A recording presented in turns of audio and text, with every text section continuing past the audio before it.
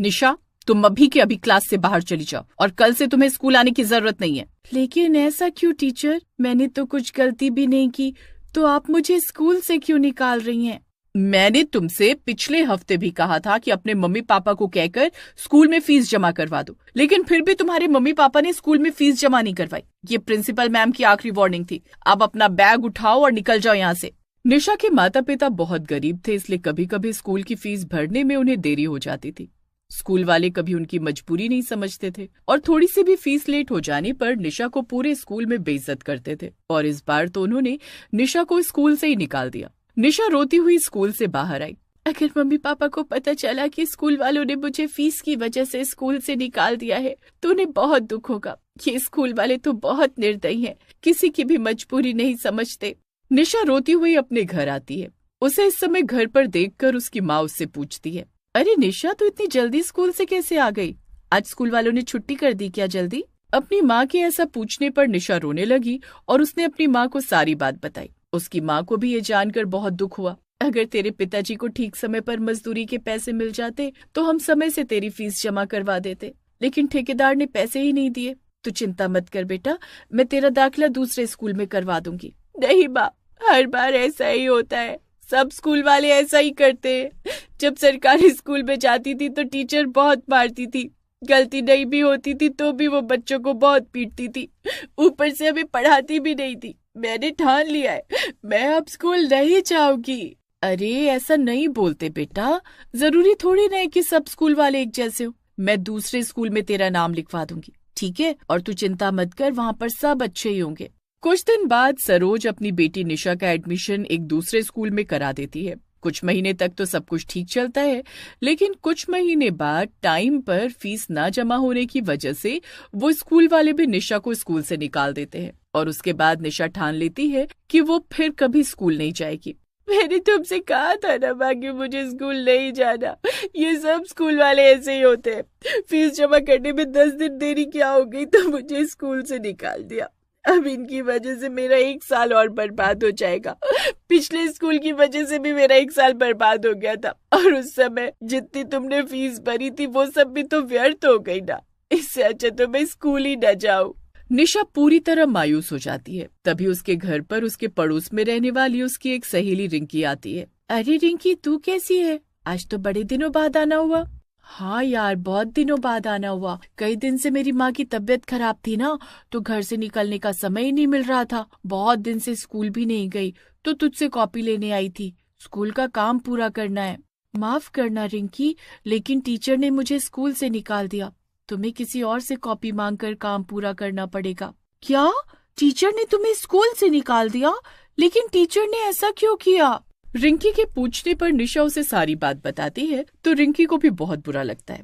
रिंकी भी जब अगले दिन स्कूल जाती है तो टीचर उसे भी स्कूल से निकाल देती है, क्योंकि उसकी माँ के बीमार होने के कारण उसके पिताजी भी उसके स्कूल की फीस नहीं भर पाए थे। रिंकी स्कूल वालों को अपनी मजबूरी बताती है, लेकिन स्कूल वाले उसकी बात नहीं सुनते और उसे स्कूल से निकाल देते हैं। रिंकी निशा के घर जाकर उसे सारी बात बताती है। स्कूल वाले बहुत बुरे हैं और हम उनके पैसे थोड़ी ना खा जाते। अगर किसी के घर में कोई मजबूरी आ गई है और पैसे देने में थोड़ी देरी हो गई है तो थोड़ा तो समझना चाहिए ना। पहले भी स्कूल वालों ने हमारे साथ ऐसा ही किया था और अभी भी ऐसा ही किया। धीरे धीरे किसी न किसी कारण वहाँ पर रहने वाले सभी बच्चों को स्कूल से निकाल दिया जाता है। अपनी गरीबी के कारण वो बच्चे पढ़ भी नहीं पाते। इसी तरह काफी साल बीत जाते हैं। निशा भी 18 साल की हो जाती है। तभी एक दिन काम से लौटते वक्त निशा और रिंकी दोनों के पिताजी का एक्सीडेंट हो जाता है, जिस वजह से उन्हें काफी चोट लग जाती है। पता नहीं अब ये चोट कितने दिन में जाकर ठीक होगी, और जब तक ये चोट नहीं ठीक हो जाती तब तक मैं काम पर भी नहीं जा पाऊंगा। हमारे पास तो थोड़ी बहुत बचत भी नहीं है जिससे हम कुछ दिन घर का खर्चा चला। आप चिंता मत करिए जी, जब तक आपकी चोट ठीक नहीं हो जाती तब तक मैं आपकी जगह जाकर मजदूरी कर लूंगी। और रमेश भाई साहब को भी तो चोट लगी है, तो शायद विमला बहन जी भी उनकी जगह पर काम करेंगी। नहीं माँ, तुम्हें और विमला काकी को मजदूरी पर जाने की कोई जरूरत नहीं है। मैं और रिंकी तो घर पर ही रहते हैं, तो हम दोनों मजदूरी करने चले जाएंगे। मैंने रिंकी से इस बारे में बात भी की थी। नहीं बेटा, तुम दोनों को मजदूरी पर जाने की कोई जरूरत नहीं है। मैं जाकर मजदूरी का काम कर लूंगी, तुम घर पर रहकर अपने पिताजी का ध्यान रखना।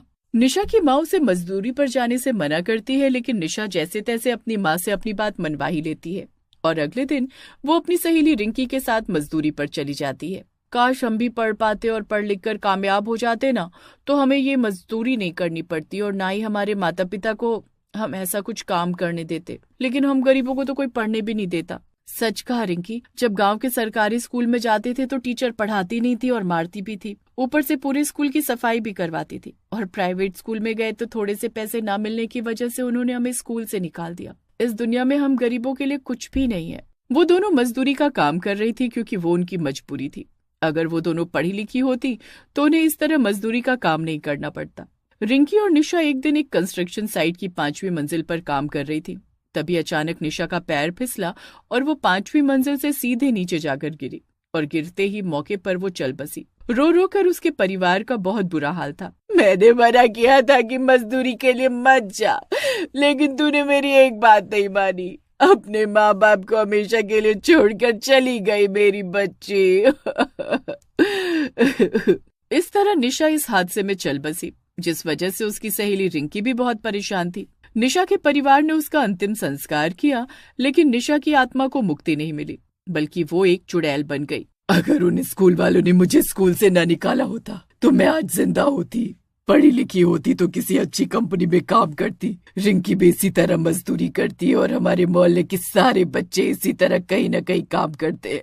काश मैं उन सबको पढ़ा लिखा पाती तो उन लोगों को इस तरह मजदूरी करने की जरूरत नहीं पड़ती। क्या पता किसी दिन उनमें से भी कोई मेरी तरह ऐसे हादसे का शिकार हो जाए और अपनी जिंदगी खो दे। निशा की चुड़ैल गांव के पीपल के पेड़ के नीचे बैठकर यही सब सोचती रहती है।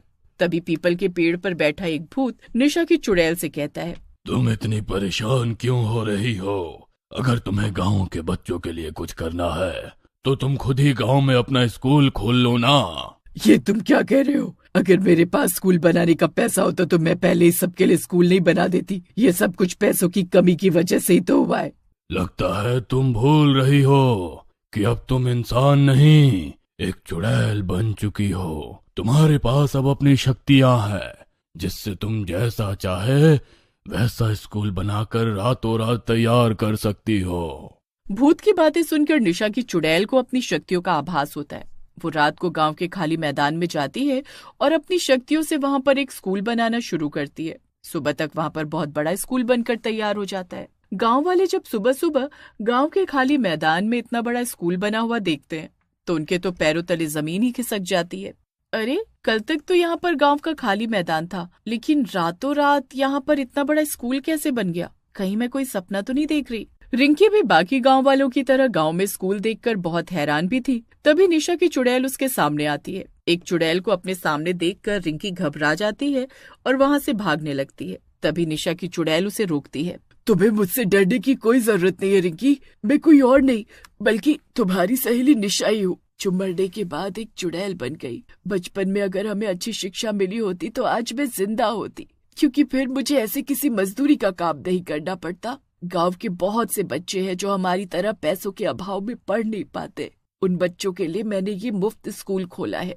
निशा की चुड़ैल रिंकी को सब कुछ बताती है और उस दिन से गांव के सभी गरीब बच्चे निशा चुड़ैल के बनाए हुए स्कूल में पढ़ने जाते हैं, जहां पर निशा की चुड़ैल उनके लिए टीचरों का बंदोबस्त करती है जो उन्हें बहुत अच्छी तरह पढ़ाते हैं। निशा जीते जी भले ही नहीं पढ़ पाई, लेकिन उसने एक चुड़ैल बनकर गांव के बच्चों के लिए मुफ्त स्कूल खोला। निशा की चुड़ैल की वजह से गांव के सब बच्चे शिक्षित हुए और उन्हें हमेशा के लिए अपनी गरीबी से छुटकारा मिल पाया।